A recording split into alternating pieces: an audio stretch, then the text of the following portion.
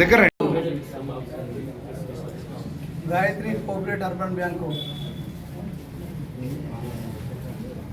భీమ్గల్ శాఖ ప్రారంభించుకోవడం జరిగింది. గాయత్రి బ్యాంకు యాజమాన్యం నన్ను, నాతో పాటు మున్సిపల్ చైర్మన్ నాగమణిని, అదేవిధంగా వైస్ చైర్మన్, కౌన్సిలర్లను, సర్పంచ్లను తీసుకొని ప్రారంభించడం మాకు ఆనందంగా ఉంది. గాయత్రి కోఆపరేటివ్ బ్యాంకు 2000 సంవత్సరంలో ప్రారంభించి దినదిన అభివృద్ధి చెందుతూ భీమ్గల్లో ఈరోజు ప్రారంభించుకున్నటువంటి శాఖ 85వది. అంటే ఇంతకుముందే మాట్లాడినప్పుడు సుమారు 4500 కోట్ల టర్నోవర్తో తెలంగాణ, ఆంధ్రప్రదేశ్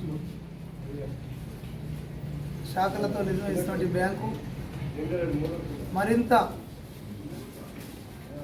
ఆర్థిక పరిపుష్టిని సాధించి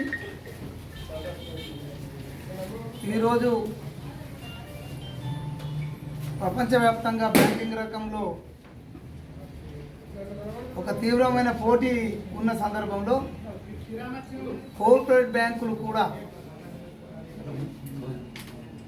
షెడ్యూల్డ్ బ్యాంకుల కంటే భిన్నంగా మరింత బలంగా ఈరోజు గాయత్రి కోఆపరేటివ్ అర్బన్ బ్యాంకు యాజమాన్యం సాధించినటువంటి ఈ విజయానికి ఖచ్చితంగా హ్యాట్సాప్ చెప్తూ వారికి ప్రత్యేకమైన అభినందనలు.